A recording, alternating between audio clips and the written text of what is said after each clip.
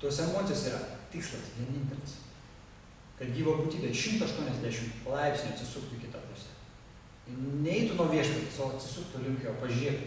Dieve, koks nuostolis tu viešpatė? Kodėl aš tiek laiko nemačiau tavęs? O ką dar gavo? Čia yra kulminacija. Ir mes, kai esam tam procese, mes turim suprasti. Jeigu aš dabar to nejaučiu, aš ateityje tai jausiu ir ne tik tai jausiu. Aš meilės santykiuose su Dievu bendrausiu, aš apsikabinsiu jį, su juo žaisiu ir taip toliau.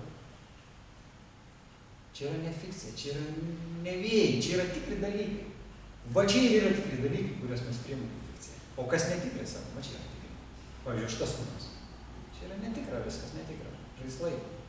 Žaidžiam smėlio dėžėj. Jau daug gyvenimų. Kuriam planus apie laimę. Pasistatysiu namą. Daug vaikų turėsiu, šeimą mano didelę bus.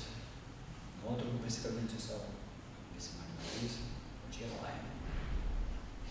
Tai laimė širdis tuščia. Nieko nėra. Išskyrus tai, kad aš noriu, kad mane visi žinotų. Visi laimė. O atsidavęs gali būti kampelį, kur nors kartuoti šventą vardą. Būti laimingas. Ir širdis gali taip nuo meilės Dievo. Iš akyčių bėja taškas. Dieve, tik gerai, aš tavo atradęs. O kas yra tikra meilė? Kuri nieko bendra neturi su materialia egzistencija. Visiškai nieko. Aš jau biškai nuvarginau jums truputį, ne?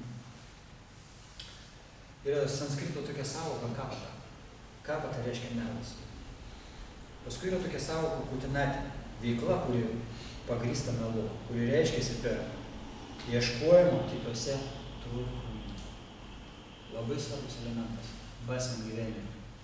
Dvasinis gyvenimas, iš jo turėtų išeiti tie dalykai arba jos kontroliuoti. Pradžiai jos kontroliuoti, minimaliai kontroliuoti. Pastebėjote tokį dalyką, kad mes labai linkę esam kritikuoti. Kas esat pastebėję? Pakelkime rankas. O, čia jau publika rimta. Jau čia man patinka publika. Nes aš irgi iš tokių, tai mes visi vienime nuodai. Aš irgi mėgėjas pakritikuoti, bet čia yra nuodai esam gyvenime. Čia yra nuodai. Vieni iš pačių pagrindinių nuodų. Tas noras kritikuoti, ką tai reiškia iš visus gilintis, ką tai reiškia kritikuoti kitą. Tai reiškia, tuo momentu nematyti savęs. Jo. Ir tuo momentu savo ego auginimą. Ne tik ego hankara, aš tas kūnas, pavyzdžiui, Zigmas operatorius. O tas mažyje. Toks procesas yra regresas, jis yra griaunantis. Nes tu užgauni gyvą būtybę, kuri taip pat priklauso aukščiausiam. Nesvarbu, kad ta gyva būtybė gali labai būti nelaiminga.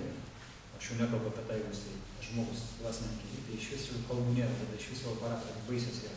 Bet netgi tas, kuris nelaimingas, mes apie jį komentuojam, jį apkalbam ir mes prarandam jėgą. Dvasinė jėga dingsta, šaktai išeina. Štai yra labai svarbu būti labai atidžiam dvasiniam gyvenimui, labai atidžiam būti. Kai aš tai kalbu, aš pirmiausia savo kalbu, nes man to irgi trūkumas yra. Bet kai sako kalbė, tai ir darai. Kutinatė dar reiškia ieškojimas kituose trūkumų. Ir kas svarbiausia dar yra, tų trūkumų ieškojami nėra galo. Ar pastebėjot? Nėra galo ir niekada nebus. Esat pastebėję fenomeną, kad niekada nebus galo jūsinių malonumų ieškojami ir jų tenkinimai. Niekada. Pavyzdžiui, žmogus sako, dabar va, prisivalgysiu ir jau nebenorėsiu. Praeina 3 valandas ir pakalbas. Ir taip yra ir seksualinis santykis, su alkoholiu, su nikotinu, su azartiniais žaidimais, su daiktais, kurių mes siekiam, su viskom. Čia čia amžinas procesas. Ir vieną dieną gyva būtybė savo turi pasakyti siela. Siela šausmas. Gelbėkit, tai ten giliai kažkur gelbėkit mane. Kankinas, realiai kankinas, nes viso to nereikia, čia vyksta. Jie reikia vienintelio dalyką, meilės Dievui. O mes būrėme, kišam visokias idėjas, ta prasme, tai suduotam žinybę, tai čia kokie skaičiai. Tai yra siaubas. Ir niekaip iš tos fazės negalim išeiti. Ir vis galvojam, kad kažkada aš būsiu laimingas. Niekada nebūsiu laimingas. Nuraminu save ir jūs. Niekada. Materialiai plotmėj. Niekada. Neįmanoma tai yra gyventi. Neįmanoma. Todėl, kad materialiam pasaulyje visas gyvos būtybės yra prakeiktos laimė. Prakeiktos, aukščiausiai. Tada klausimas kyla, kaip aukščiausiai gali prakeikti savo vaikus?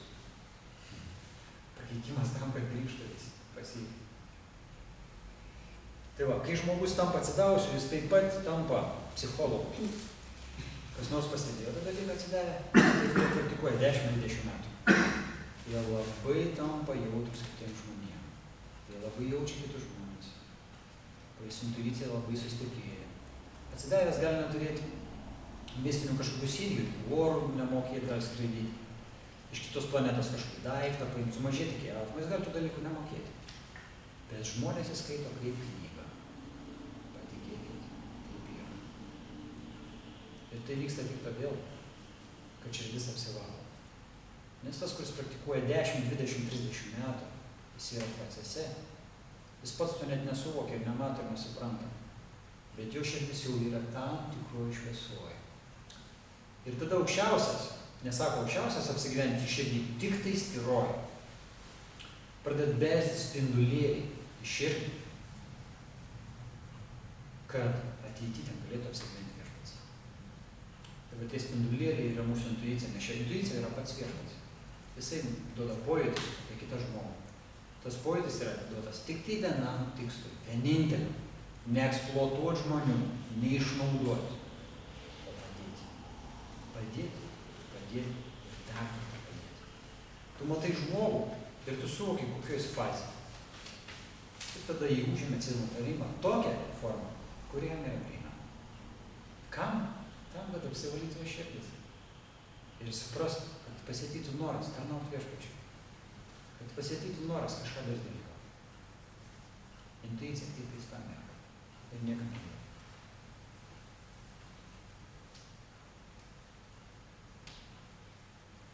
Dabar intuicija padeda matyti kituose žmonyse veidmainystę. Bet veidmainystę pirmiausia turim pamatyti kur? Savy. Viskas nuo to prasidės. Jo, atsidavęs jis turi tikrai tą gali, jis gali matyti, kaip žmonės veidmainiauja, netikri, apgaudiniai. Jis gali nusivilti žmonėm. Bet kai jis visą tą mato, jis pirmiausia turi pasakyti, o ką tu darai? Kas pas tavai vyksta? Taigi tą patį darai.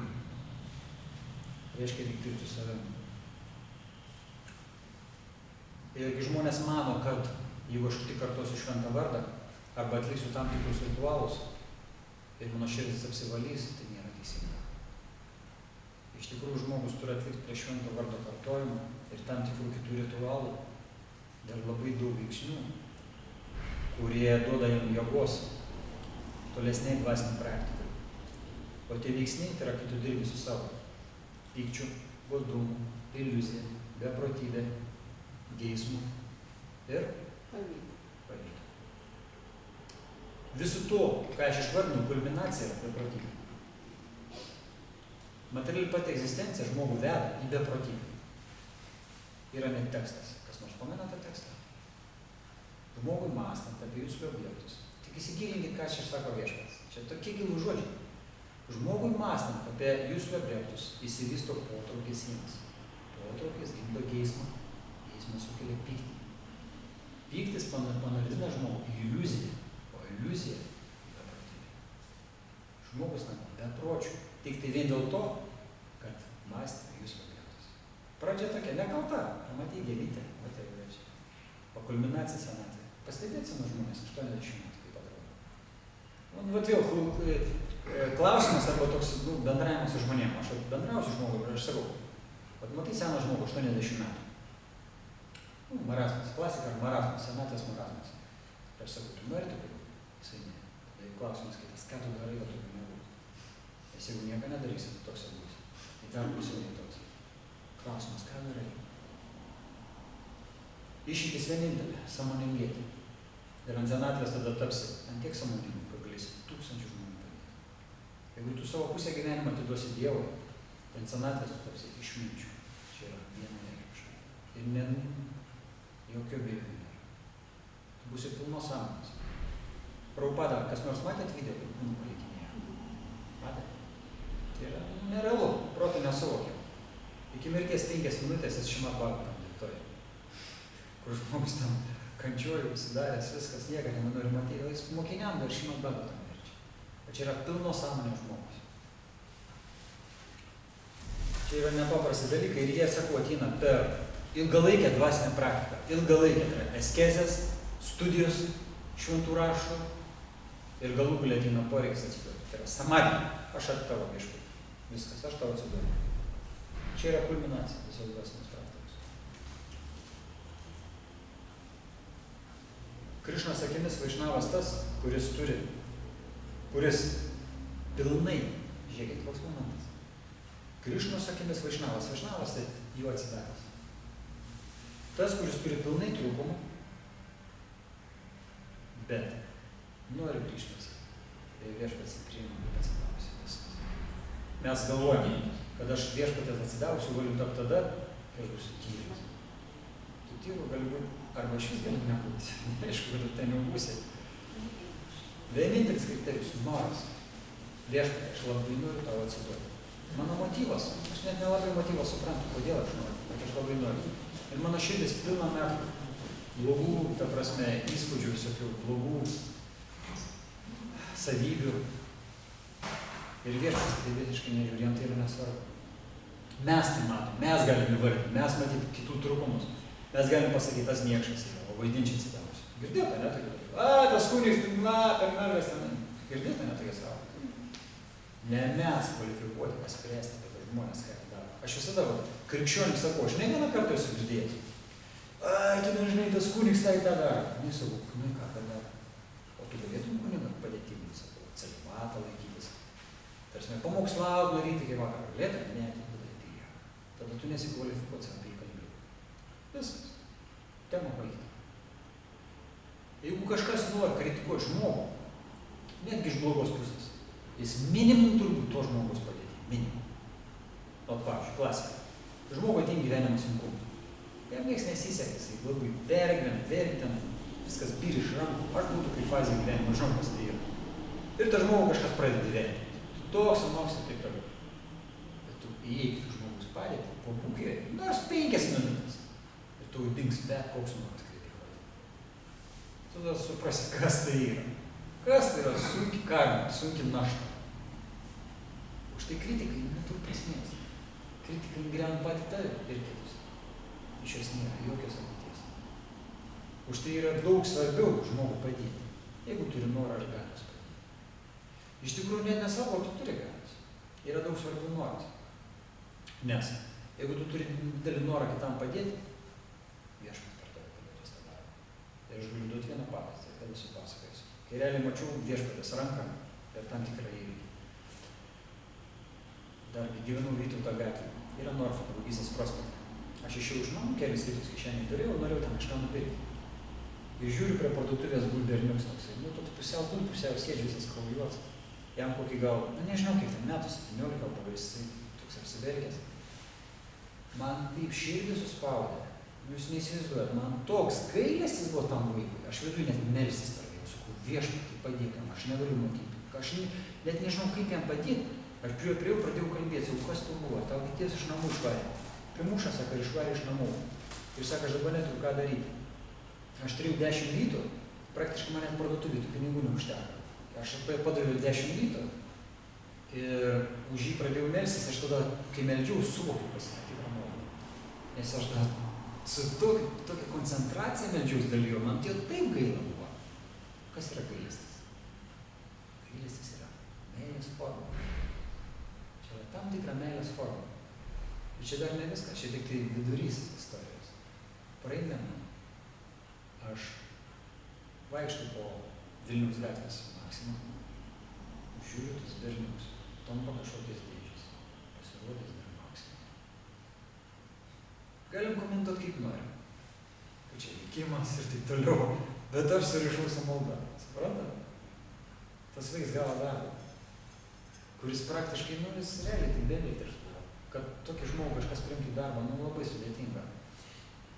Bet jis gavo darbą, paskui jis dirba ten gal 3 mėnesius, kažkaip nebemačiau, jis kažkur dinga, bet to pavyzdys, sakau, malda turi labai žinokit didelę galią. Kai matai vargstantį žmogų arba problemuotą, už to žmonės reikia melstis. Nepamokslauti, nepostringu. Neįrodinėti savo tiesą, tu kvaily, daryk taip ir taip, bet tau pasakys. Nieko nepadės. Tu sugriausi tik tai save ir tą žmogų darbą. Už jį melstis, nuoširdžiai melstis. Prašyti viešpatės, kad jam padėtų. Jis tik vienintelis ir gali. Jis vienintelis žino kelius, kaip dasibelti iki jo širdies ir tą širdį nuraminti. Ir spręsti jo minimaliasias problemas ir duoti geriausią gėrį.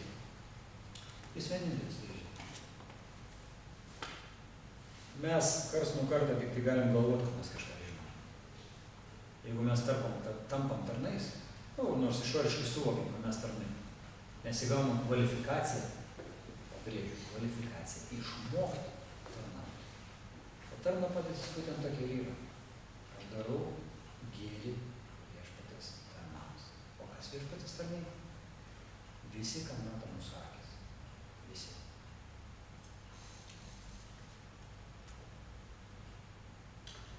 Toliau.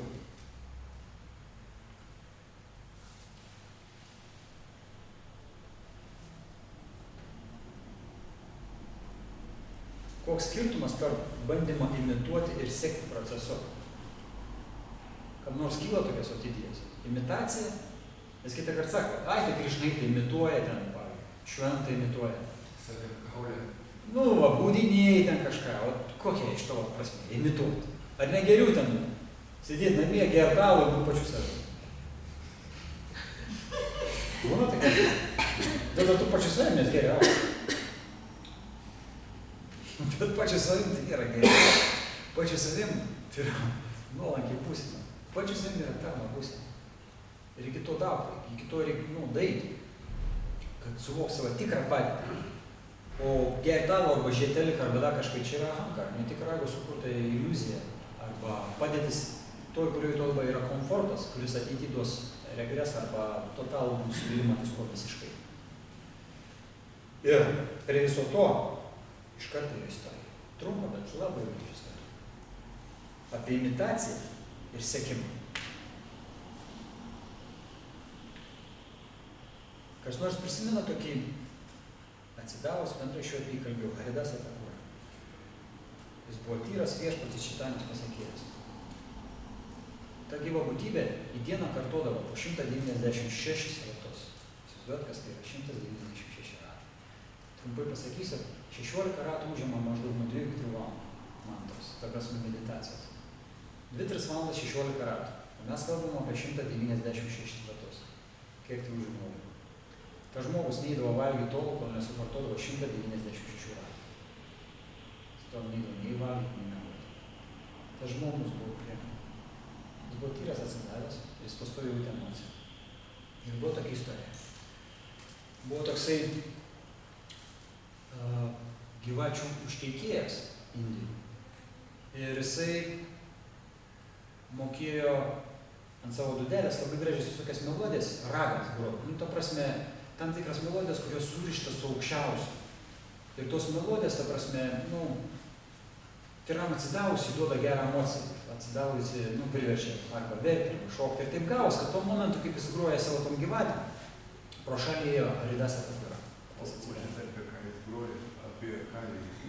Taip, čia jis grojo, ta prasme, to istorija taip yra, kad kalį maldos kažkokios tai buvo. Apie kalį. Bet tos maldos buvo, ta prasme, emocijos surištos su Krišna, nes į to užkeikėjo širdį buvo įdėjęs, kaip ta gyvatė buvo vadinas, Ananta Šeša. Čia daug tokių subtilių dalykų, aš galbūt nevardinsiu, nes galbūt čia tik tai su tikėjimą sumažinsiu tos istorijos. Esmė yra tokia, kad kai jisai groja tą dudelę ir tos gyvatės šoka visai, praeitės, pro šalį Haridas Atakura. Kai jis išgirdo tas maldas, jis iš kartas tas giesmės suriš su aukščiausiu ir jo širdį apėmė ekstazę. Jis pradėjo, akį pradėjo bėgtašas, pakėlė rankas, pradėjo šokti, kol galų gale jis paniro į tokią ekstazę, jis prarado sąmonę ir nukrito ant žemės ir pradėjo vartytis. Čia yra premos, tyros meilės Dievui, ekstazės požymiai tokie. Jų yra neįmanoma suvaidinti to požymių. Tos požymius išgyvena vienetai iš atsidavusių. Čia labai retas reiškinys yra. Kai tas, ta prasme, Gyvačių šlikėjas pamatė tą visą įvykį, jį labai sužavėjo, jis toliau pradėjo groti dainuoti.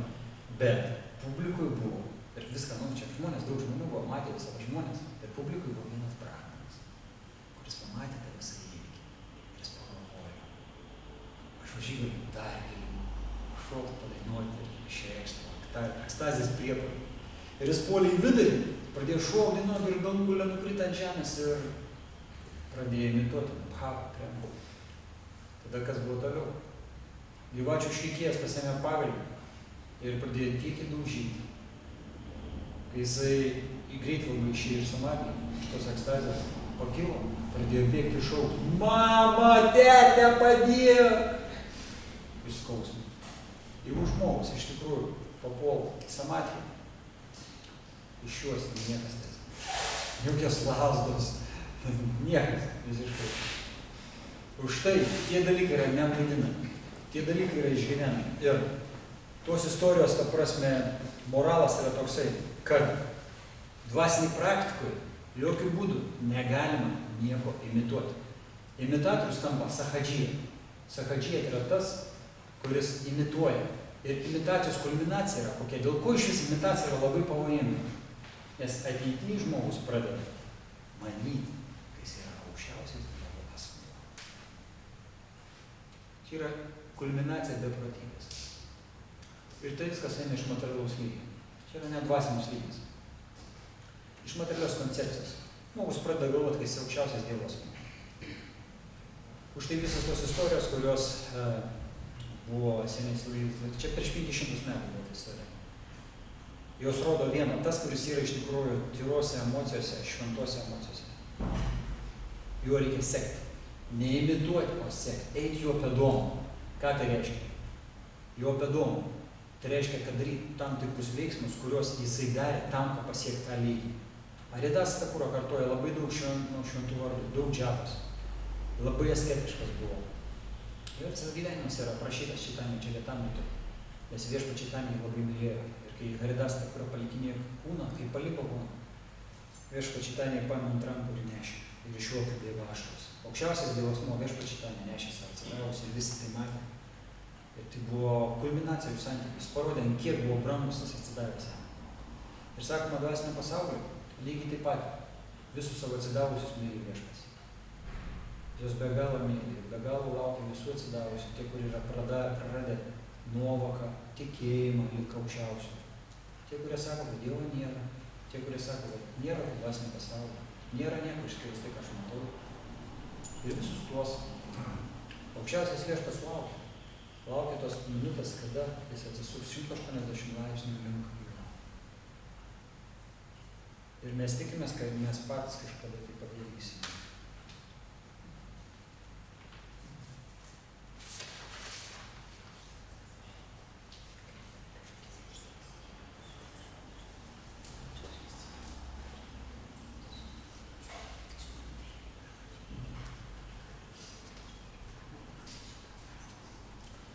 Dvasiniai praktikai yra labai svarbus toksai momentas, pratišthaša, noras išsiskirti.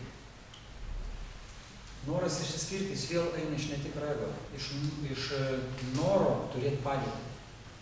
Labai svarbus momentas, galvojot, atidžiai paklausykime. Dvasiniai praktikai turi išgyvendinti norą padėties.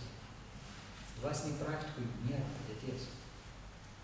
Aš atsidavęs, aš lektorius, aš dainuotojas, aš pamokslautojas, aš virėjas, aš organizatorius. Nėra tokių padėčių. Dvasiniai praktikai yra vienintelė padėtis, aš tarnas. Ir tą mentalą reikia ugdyti nuo pat pradžių dvasinės praktikos. Kodėl? Todėl, kad pradžios irgi prisimena, Krišna nėra vadybininkų direktorių, Krišna yra tik tarnai. Ir jį žavi vienintelė sąvoka, aš tarnas, aš amžinas tavo Viešpats tarnas. Nebereik tik tarnų. Už tai, kai žmogus ieško dvasinių praktikų padėties, jisai praranda aukščiausią. Jis praranda norą tarnauti jam, praranda jėgą pačiai dvasiniai praktikai. Už tai pratišthaša, tas elementas, jis turi būti išgyvendinamas iš mūsų gyvenimo. Nes čia čia yra ahankara, tai yra pasekmė mūsų netikro ego arba mūsų ilgos egzistencijos materialiam pasaulyje. Sąveikos su materialia gamta palikimas. Nes mūsų materialiam gyvenime mes tik tai ką ir darom, ieškom padėties. Ar pastebėjom tai? Ar ieškom padėties? Ar neieškom? Pažiūrėkime. Aš noriu turėti geriausią mašiną, geriausią moterį, geriausius vaikus, geriausią įsimokslinimą, paskui būti direktorių, gerų vadybininkų, gerai viską išmanyti. Čia yra padėtis. Viską, ką vardinu, čia yra padėtis. Padėties nebuvimas reiškia, kad tų už visai nesureikščiau. Jos mes galim atlikti labai gerai. Pavyzdžiui, aš esu tėvas. 2 vaikų tėvas. Gal net 4.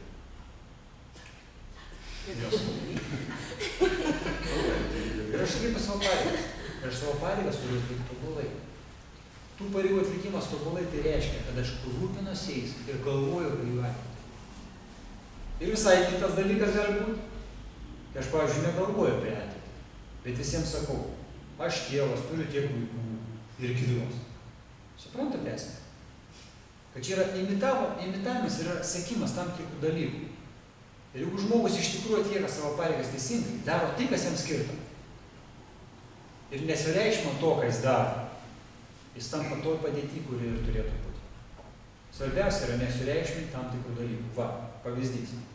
Indiška istorija, multikas, sovietinis multikas. Kaip karalaičiai ėjo žudyti drakoną. Drakonas žuvo, šlovė drakonai. Man tai istorija. Čia indiškas. Čia indiškas multikas buvo. Drakonas žuvo, šlovė drakonai. Ką tai reiškia? Tai reiškia, kad aš pats tampu tom drakonom. Aš jį nužudau ir pats jo tampu. Kai mes ieškom padėties, o ta padėtis dažniausiai yra lipimas prie kitų galvas, jeigu pastebėtume pasaulį. Čia yra klasika. Aš tampu tų drakonų ir iš tos padėties jokios naudos nėra visiškai. Nes kol žmogus ieško padėties, tol jis nesirūpins kitais, rūpinsis tik savimi. Kaip žmonės pradeda rūpintis kitais, padėtis jam tapo nebesvarbu. Išmokt rūpintis kitais, patikėkit, čia yra dvasinis plaukas. Čia yra jau pažanga, labai didelė pažanga. Ir ypatingai rūpintis tie, kurie nuo tavęs visiškai toli, nieko bendra tu su jais neturi. Prisimenate, pamanau. Kažką matai nekalba, neįdės už tą žmogų. Ir tokiu būdu pritraukia dėmesį aukščiausiai. Sako, turiu prisioras, visai tas svetimas. To jau reikia. Tada Viešpats išlieja malonę ir tavo akim tada parodo, kas vyksta. Už tai tie procesai, neturėjimas padėties arba neieškojimas, yra labai labai svarbus mūsų gyvenime. Tiek materialiam, tiek dvasiniam. Čia yra praktika per neprisirišimus.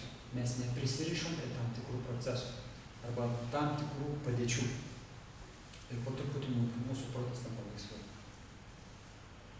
Apie dživą ahimsą jau kalbėjau.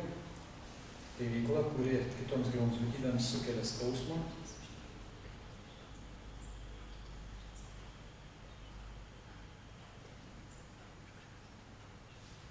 Pūdža yra tokia sąvoka. Pūdža. Ta sąvoka reiškia, kad aš noriu, kad mane garbintų. Dvasinio gyvenime visiškai nesuderinamas dalykas. Esat kas nors pastebėjęs savo gyvenime, ypatingai tie, kurie dirba kažkokiem tai direktoriam, įmonių vadovam. Esat pastebėję, kad tie žmonės savo nori padėties. Taip. Jie nori tavęs garbinti. Ta prasme, čia yra pūdža, tai yra noras manęs garbinti. Ir ta padėtis vėl ateina iš ahankaros, iš netikro ego. Ir jeigu žmogus tai stimuliuoja per savo gyvenimą, jis niekada nesupras, kas yra dvasinė praktika, kas yra siela, kas yra sąlytis, meilės sąlytis su aukščiausiu. Nes tas elementas, jis visiškai netinkamas praktikuotojui. Jis neturėtų to stimuliuoti savį. Jis nenorėtų savo gauti pripažinimo šlovės. Nes visumoje tie dalykai, noras savęs garbinimo ateina iš to, iš pačio esminio pirminio dalyko, kad širdis tuščia. Tuščia širdis. Ir tada reikia padėties.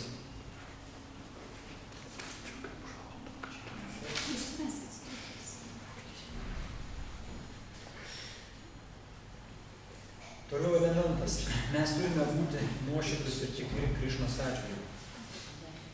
Mes nuoširdūs ir tikri Krišnos atžvilgiu tampa per vieną labai svarbų elementą, kuris vadinasi Satyam Vadatu. Kalbėkite tiesą. Stenkitės kalbėti tiesą. Reiškia, mes bandom kalbėti tiesą. Ar čia šviesos įmanoma duoti, reiškia, čia kažkaip pritemos. Kažkaip. Čia dar reikia suprasti, kur jie yra.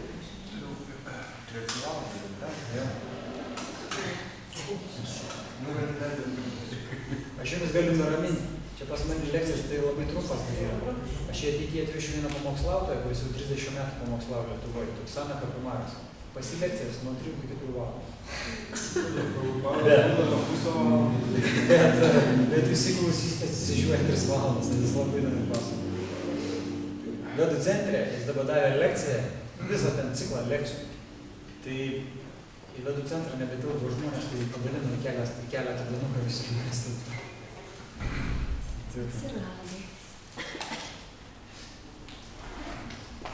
Yra dar tokia savoka rydžių. Čia yra dabartinamos tos savybės, kurios pritraukia viešpatį, kurias per savo gyvenimą mes turim stimuliuoti tam, kad pritraukti dėmesį viešpaties. Yra sakoma, nenorėkit pasirodyti viešpačiui, ta prasme, arba nenorėkit pamatyti jo. Elkitės taip, kad jis užsinorėtų pamatyti jūs. Kad tai įvyktų, Satyam Vadatu, kalbėkime tiesą. Rydžių, tai yra paprastas žmogus. Tai yra labai lengva, tarsi, kai žmogus tampa paprastu.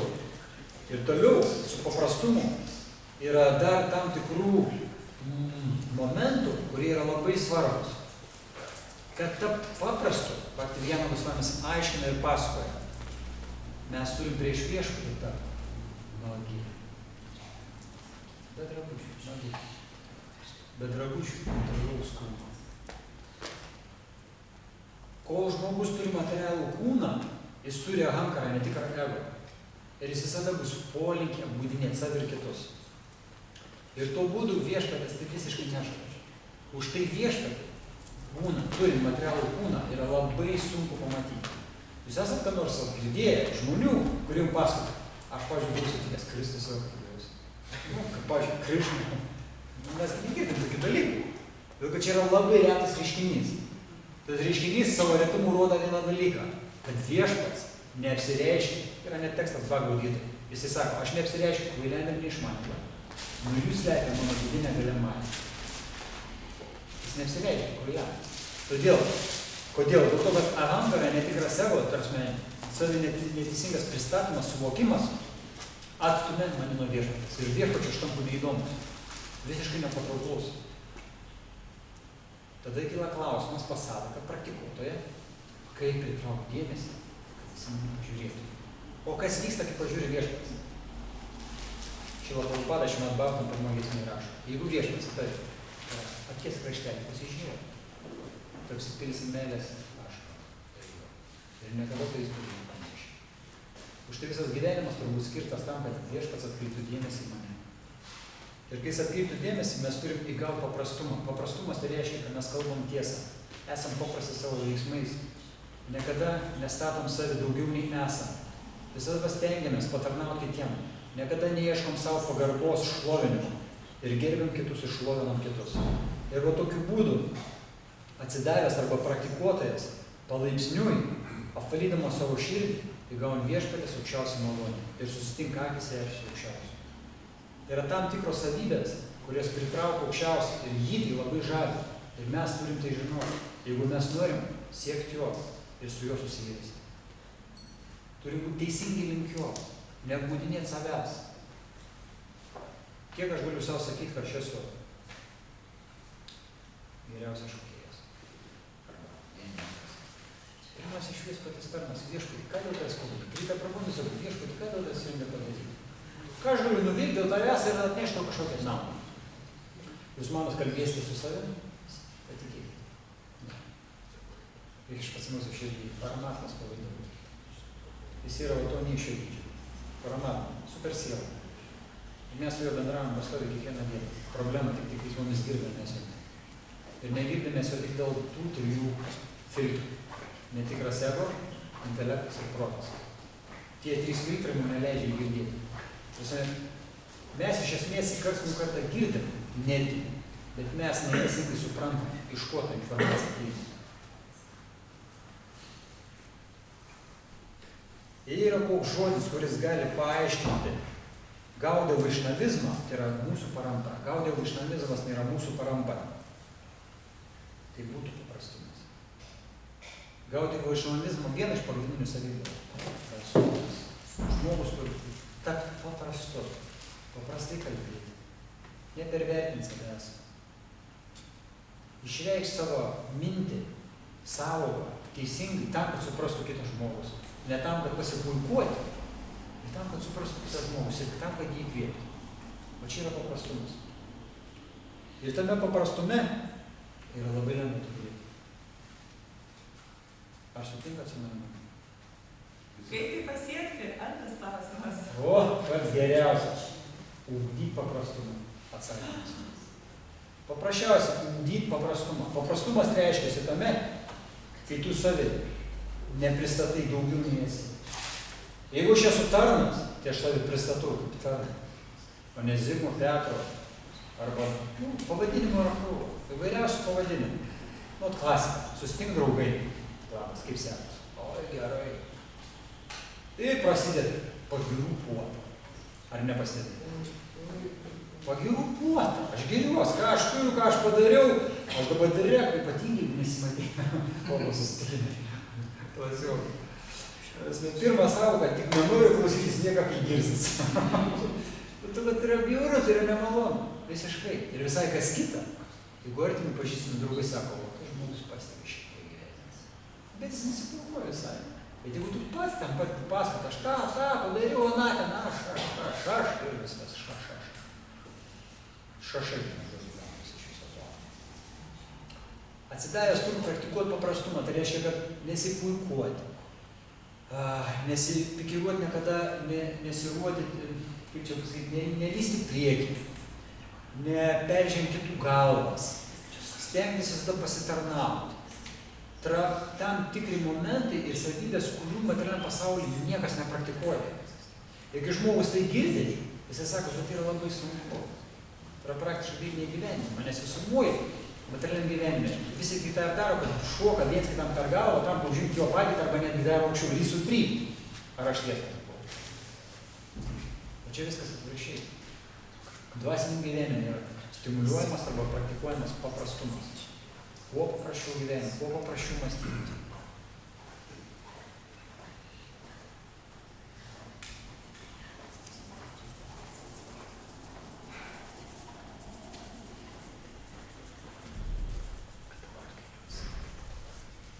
Toliau yra sakoma, jeigu sadokos praktikuotojo gyvenime yra apvalyta širdis nuolankumu prieš Dievą, tai tokio sadoko širdį niekada nepakeis melas. Nuolankumas, tokia savoka aiškiai yra. Nuolankumas. Mes turim praktikuoti savo gyvenime nuolankumą. Nuolankumas tai reiškia, kai yra labai paprasta savoka. Vienu žodžiu, neturiu jokių pretenzijų niekam. Va čia yra tikras nuolankumas. Aš niekam neturiu jokių pretenzijų. Sutinkat su tas varas? O tada yra tikras nuolankumas. Nuolankumas nėra. Zais. Čia ne tas nuolankumas, čia yra imitacija.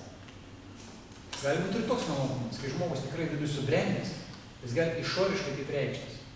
Bet tikras nuolankumas yra, aš neturiu jokių pretenzijų niekam. Jeigu mane kažkas apkalba, aš sakau, aš to vertas. O per tą žmogų sakysiu, jis pats geriausias žmogus iš jūsų pavyzdžių. O čia yra nuolankumas. Ir aš kaip tai skaitydamas, pritaikiu savo, suprantu, kad to neįmanoma. Bet tai reikia įgyti. Įsivaizduojat, mes jau pabaigai. Esi vertėlė antrą pusę. Trečią lapą baigė. labai svarbus momentas dvasiniam gyvenime. Materialiam gyvenime to nepritaikysim, bet dvasiniam labai svarbu. Žmogus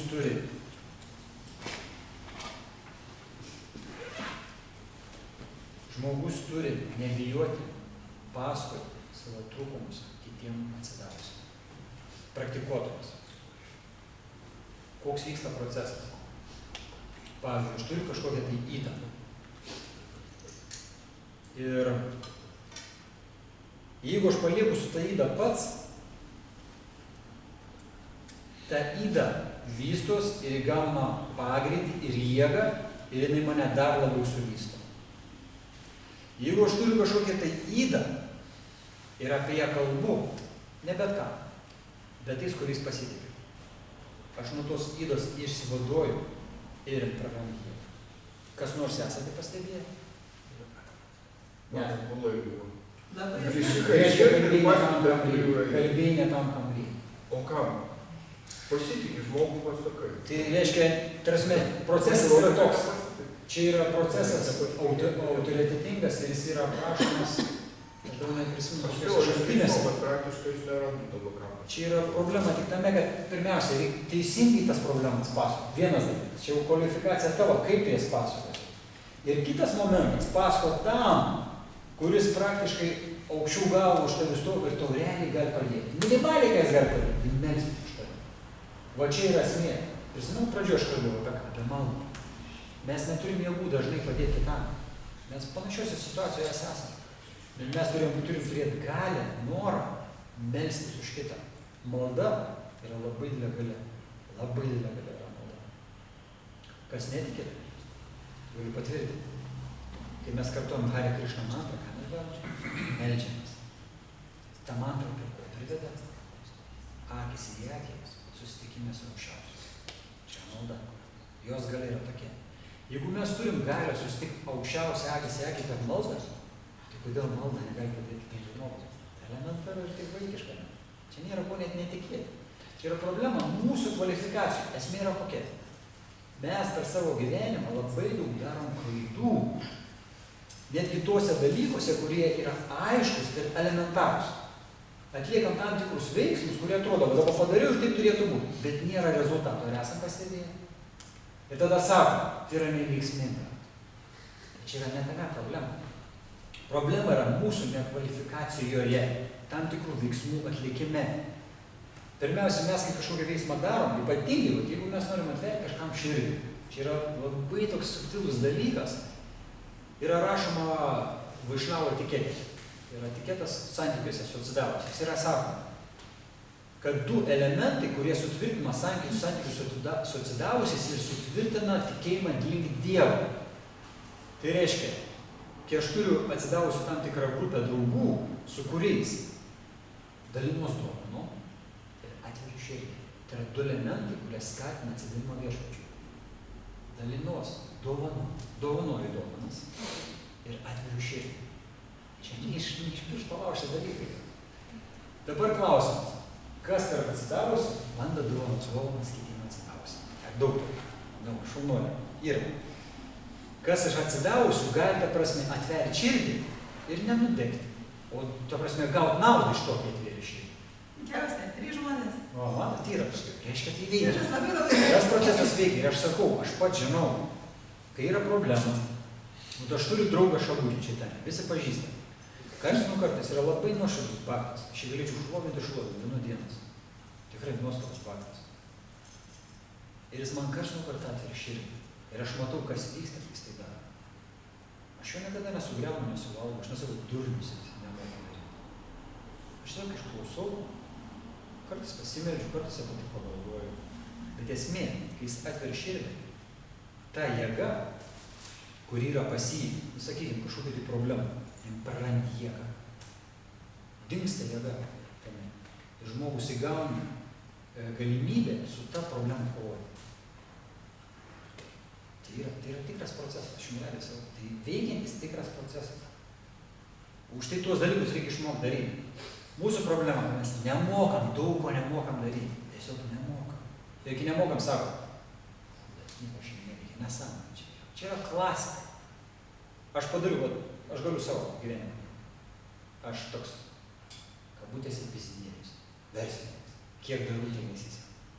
Ir aš dabar galiu sakyti, biznį nepadarysi, nesąmonė. Nu, normaliai aš kalbu.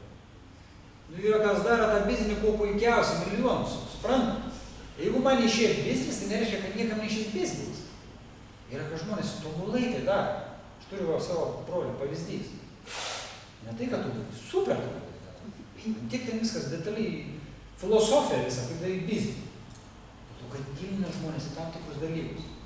Nereikia žmonėm paviršutiniškais, o gilintis į tam tikrus dalykus, kurie gali padėti gyventi. Materialiai ir spręsti amžinas mūsų problemas. Vergystės materialiam pasaulyje. O čia yra kulminacija. Ir tikro Vaišnavo pavyzdys yra Šrila Prabhupada. Ir yra istorija, labai trumpa kulminacija apie Šrilą Prabhupadą. Buvo toks Šrilos Prabhupados laikais Robertas Nelsonas. Dar Šrila Prabhupada neturėjo jokių mokinių. Tas Robertas Nelsonas savo prisiminimuose apie Šrilą Prabhupadą pasakojo. Jis tam pasakojo Haidanatą Slamą. Ir sako, tokio žmogaus kaip Svamičis, vadindavo Svamičį. Aš gyvenime nebuvau sutikęs ir tikrai niekada nesutiksiu. Sako, įsivaizduokit, aš ateidavau pas jį į svečius. Jis mane pasodindavo ant žemės. Nueidavau virtuvėlę. Ne. Nueidavau parduotuvę. Nusipirkdavau produktų. Nueidavo paskui į virtuvę, padarydavo maisto, atnešdavo man, maitindavo. Kai pamaitindavo, leisdavo kitą kambarėlį nueit pablėt ant šulo, paskaitydavo man ką nors. Paskui, kai aš pavalgydavau, mes pakalbėdavau po kiek laiko, jis mane išleisdavo į gatvę ir palydėdavo kiną. O po to grįžęs namo, išplaudavo monetus. Toks buvo Šrila Prabhupada. Čia yra pavyzdys tarp Šrila Prabhupada, jis yra pasakęs. Tai yra jam yra pasakęs, kai pranašavo jo gyvenimą, kad jis pastatys namus, į kuriuos tilps visas pasaulis. Kas tie namai? Tie namai, tai yra pirmiausia tarnystė, atsidavusiam viešpatės. O viešpatės atsidavė, dar kartą kartuojas, yra visos gyvos būtybės, visi absoliučiai. Problema, kad vieni tai suvokia, kiti ne.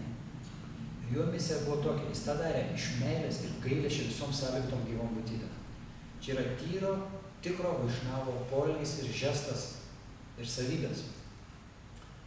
Kai mato sąlygotą gyvą būtybę, kuri praktiškai yra vergas materialiam pasaulyje, ir jam širdis skauda dėl to, kad jisai negali žiūrėti tų gyvų būtybių skausmų, nusivylimą ir kančias materialiam pasaulyje egzistuojančias.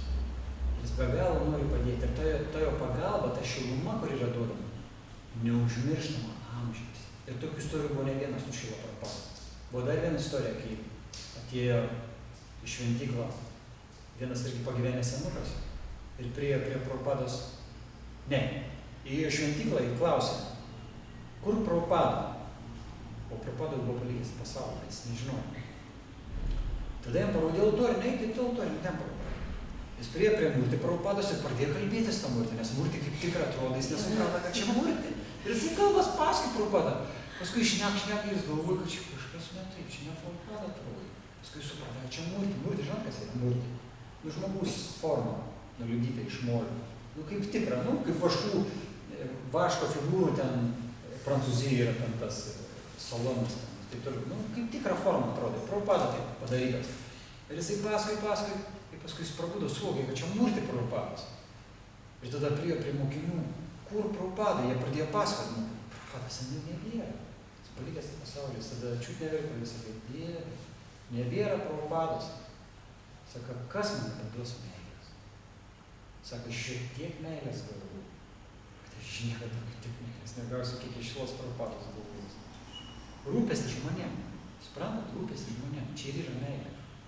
Ir ta meilė ne tame, kad aš noriu pasirodyti geresniu, bet meilė tame, kad duodi prieglobstį, kurio pagalba žmonės rytą prabudę pagalvos. Gal iš tikrųjų verta kažką daryti dėl Dievo. Va čia yra vaišnavizmo kelias. Čia yra bhakti jogos kelias. Kai žmogus subręsta ir vieną dieną sako, reikia padėti žmonėm. Man pačiam nereikia padėti. Aš pats dasąlygotas. Bet ateina mintis, kad reikia padėti žmonėms. Ir ta pagalba yra tame, kad žmonės girdi ir klausos apie aukščiausią Dievo asmenį ir skiria savo protą intelektą jam. Ir tokiu būdu apvalo savo širdį. O toks procesas. Ačiū labai už kantrybę ir už mintis. Visiems kiek čia valandų. Išsivažiavom čia.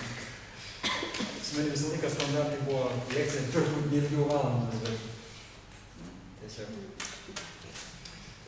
Kulminacija gal kažkokį pasiūlymą, klausimą, patarimą. Labai panašiai istorija Filipo propagandą. Galiu? Tai aišku, pasakoti, tik jeigu trumpai. Trumpai, čia tikrai bus, aš pasirašiau daugiau, bet tada labai trumpai. Apie tai, kaip Krišnastamą pradės Čitanya Čaran. Kas toksai? Čitanya Čaran. Bhakti. Čitanya Čaran pradėjo Krišnastamą. Jis buvo pats pirmas musulmonų propagandą, nes tuo metu laivas įplaukė Indijos, o amerikiečių laivas išplaukė. Ir jis kelia vėliavą, paskui tai dirbo šturmano padėjėjų, ir jis tai, kaip turi ten vėliavas tokiam, indišką vėliavą, ir jis tai leidžia vėliavą ir sako, kaip aš nustebau pamatęs prekinis laivas ir matau figūrą žmogaus. Kaip tu žmogus gali būti prekiniam laive? Ir jis sako, mes prisilenkėm kažkur 10 metrų skirtumą, kadangi ta vančinės paroma patraukė dėmesį. Ir sako, ir mes taip, aš žiūriu, kaip jam vedė, ir jaučiu jo širdis, kupinas tokio gyvumo ir tokios užuojautos. Sako, tai žvilgsnis, jis tiesiog nepaleido manęs. Nepaleido manęs keletą metų. Ar 5-6 metų praėjo. Ir paskui, sako, aš pradėjau ieškoti visose kitose žmonėse, tokio panašaus gerumo, panašios užuojautos ir supratau, kad aš nieko neradau. Ir sako, aš iš vis nesupratau nei kas, nei kaip, kodėl tas laivas, kodėl tas žmogus. Ir sako, tik tais paskui ateinu ir žvalgausi ir žiūriu, kad kažkoks pastatas, kažkokios knygos. Jis sako, aš pajutau tą pačią energiją, kur laivas stovėjo. Aš stoviu laive, tokia gerumo energija. Jis sako, jaučiu man tą gerumo energiją, sako, kažkur, sako, į nugarą, tai sako, į galvą. Atsisuku, sako, ir matau, tas žmogus šypsosi. Aš sakau, aš jūs mačiau laive, mes prasilenkėm ten. Sako, taip, aš atsimenu, mes prasilenkėm. Sako, turėjau apie 6 metų, kad aš prašiau, kad aš nulevinėjau vėliavą Amerikos. Aš iš tikrųjų propagandų nusilenkiau. Tada jis priėmė, atėjo mokynis, priėmė. Ten atsirado pradėjo. Bhakti vieną pasventą. Su propaganda labai daug įvairių. Nes tai buvo neeilinė kalibro iš tikrųjų asmenybė.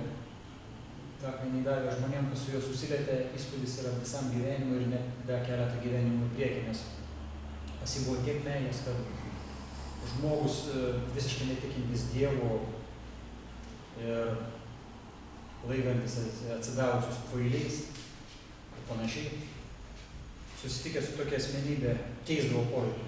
Net akimirksniu būdavo tokių momentų. Harikesha Maharadžas, kaip prisimenu, pasakoja istorijas iš šio propaganda irgi trumpa. Sako, buvo Kirtanas, 5-ojo vieninčio, ta pirma šventyklėlė, mažytė, ten šventyklėlė, ten keli kvadratiniai metrai.